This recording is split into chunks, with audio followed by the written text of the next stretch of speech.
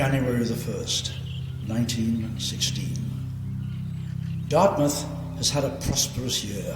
The European conflict has in no way checked onward march of progress, and the new year is heralded in with rosy prospects of a continuation of the undiminished advancement which has marked the trade of Dartmouth in every line of its activity. One feature of the prosperity which Dartmouth fortunately has enjoyed in 1915 is that everyone seems to have benefited. Dartmouth is a hive of industry, large ones too, affording employment the year round to a large army of men. The anxiety entertained by some workmen owing to a slackening of business as usual as a result of war was soon allayed by a rapid increase in the inn orders, and for some months back several of the plants have been running overtime to meet the situation. Hall was crowded Wednesday night by a large number of people interested in a new system of collecting fare and the new schedule rates on the ferry, a number of ladies being among them. The idea is to collect fares more successfully. There should be more business. And friends of Ward 1, 2, and 3, also Woodside, Tufts Cove, Waverley, Preston, Cole Harbour, and all the outlying districts are requested to drop in and lend a helping hand at the Unionist headquarters, St. Peter's Hall, Dartmouth. A steel frame lighthouse is being built on a cliff on the west side of Windmill Road at the top of Synod's Hill. A good part of the framework is completed, and before the end of the year the work may be finished. The lighthouse was only built as a temporary open. The big storm since then has weakened it a great deal, and it has also helped weaken the whole building. The wonder is that the lighthouse did not collapse or blow down. World War I, Dartmouth. 500 men joined the army, 20 women volunteered as nurses. The goal was to create an old Dartmouth platoon. 100 men would never return to Dartmouth. Banks were starting to hire young women, and I was one of the first to be employed at Dartmouth Royal Bank.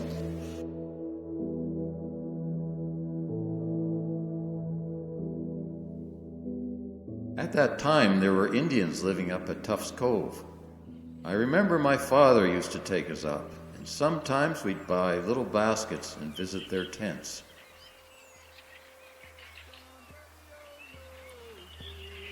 Dantwedji Scaliadiac, from where we sprouted. It's a term that expresses the intertwined relationship between the Mi'kmaq and their ancestral landscape. It communicates that they sprouted from this land like a plant does, starting 13,500 years ago. The reciprocal relationship between the Mi'kmaq and the land influenced how they organized, impacting settlement and mobility patterns. One of those settlements was Turtle Grove, which had been called Gebegek by the Mi'kmaq, which means at the Narrows. Since time out of mind, members of the Mi'kmaq tribe have camped on ground near Tufts Cove. We Indians do not like the term squatters applied to us, when we consider that the whole lands of the province were once our own. Mothers, wives, sisters, and sweethearts of loved ones in khaki, is it not your solemn duty not only to vote, but work and help to elect the men who have pledged themselves to send speedy help overseas? Every man must shoulder the wheel.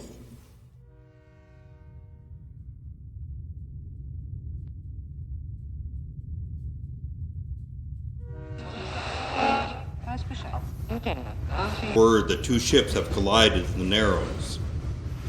There's a ship on fire in Halifax.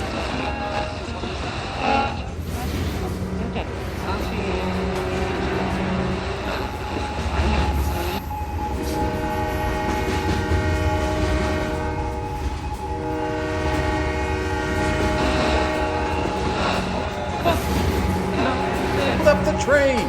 Ammunition ship afire in harbor, making for Pier 6.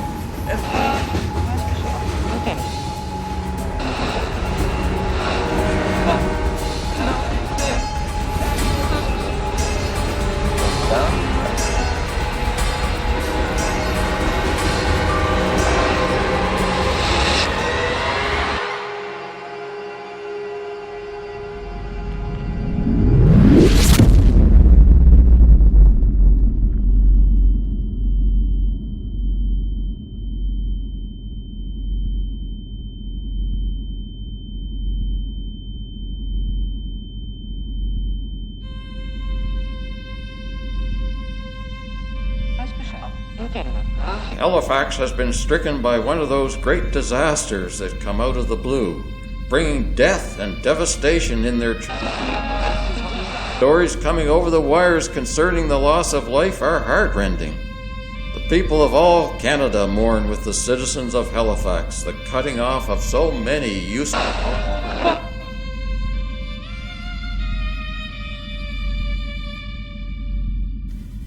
In 10 seconds, it was all over. A low rumbling, a quick shock, with everything vibrating, then an indescribable noise followed by the fall of plaster and the smashing of glass. In such moments, the human mind does not hesitate. A cry went up, a German bomb. There was a rush for the door, headlong down the hallway amid falling pictures, glass and plaster, and the swing doors of a few seconds before now ripped from their hinges. On the morning of December the 6th, 1917, I was lying in my bed with my baby boy of 16 months in his little cot beside me. It was a beautiful day, clear, and the sun shining beautifully. I was living with my mother and father as my husband had gone overseas and I was a war bride. I heard my mother and father coming up the stairs, and my mother seemed very upset or something. I heard her ask my father if there was any danger, so I knew something either had happened or was about to happen. I jumped out of bed and ran in the back bedroom and saw in the harbour great volumes of smoke and flames. On the way down the hill to the ferry, we found destruction similar to that in our school on every hand. This part of the city, because of distance, had been saved from being completely leveled. Students and their elders crowded as many as there was room for on the north side of the Death. From there, in the still, sunny morning, we could see the flattened north end of the city. All of a sudden, it just looked like fine snow, and a horse raised up on his hind legs, and for some reason, my brother and I went from there to the hall, and we could see this great big mushroom cloud. And my mother said, "It's the end of the world, and Harry's, her husband, not here." Every window in the house was broken, except the skylight. We got the rumors that there would be another explosion and to get out of our homes and away to the woods or high places, and my mother and I started up the street. I hardly got my breath when a second explosion came, and the whole side of the house fell in. My bedroom collapsed to the room below, and part of the roof slid toward me. It stopped close to me, and the chimney came crashing down, and I was covered in soot. There was a terrible roaring noise, and I instinctively put my arms over my eyes. I got cut on my wrists and elbows, but I saved my eyes. Mother took us outside, where all the hell broke loose. People were running around in all directions, screaming and crying. The heavens opened, and a black rain fell on everyone. On some, it left black streaks on their faces. I was cut by flying glass and unconscious. When I came to, found myself in an army camp packed with survivors at Long Lake and Spryfield. At Turtle Grove, all 7 homes were destroyed. 9 people killed immediately from their wounds. Their school, built and staffed by DIA, was destroyed, and a teacher was killed as he prepared to cross the harbour by ferry. Some survivors took their dead to St. Peter's Catholic Church to be blessed before burial on December 20th. In one grave, others left Turtle Grove for other reservations and never returned. The earthquake has its rumble, the cannon hath its roar, but this was worse than even those. Yes, multiplied by 4.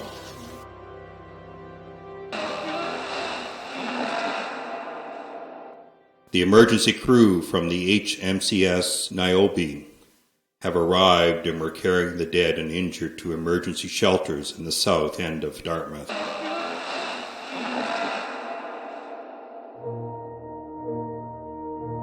In the meantime, doctors, nurses, ambulances, etc. were all astir. On both sides of the harbour, Halifax and Dartmouth, people were busily engaged on errands of mercy. The next day, a furious blizzard swept over the scene of the disaster, which made the work of the rescue parties very difficult and caused much suffering to those who still had a roof over their heads, but neither windows nor doors. But in an incredibly short space of time, considering the tremendous nature of the calamity, confusion took on the semblance of order, and eager hands of willing citizens were busily engaged under the direction of committees in ministering to the maimed and injured, reverent burial of the untimely dead, catering for the hungry, and providing for the thousands rendered destitute and homeless through the sudden stroke of swift catastrophe which had laid the city low. Flying the Stars and Stripes and the Union Jack, the first relief vessel from Boston, the Calvin Austin, was greeted with a salvo of cheers as it came alongside the dock with 1,000 tons of supplies. The fact is that people from far and near simply helped in rendering assistance to the thousands of victims of the terrible disaster. As one writer expressed it, a month after the tragedy, our neighbourhood has been man. Grace Methodist Church at Ochterlony and King Streets was badly damaged. Services were held there for a short time, but a new building became absolutely essential. On October the 30th, 1919, Lieutenant Governor Macallan Grant laid the cornerstone. And on the last Sunday in July 1920, the congregation held the first Sunday service in their new brick building.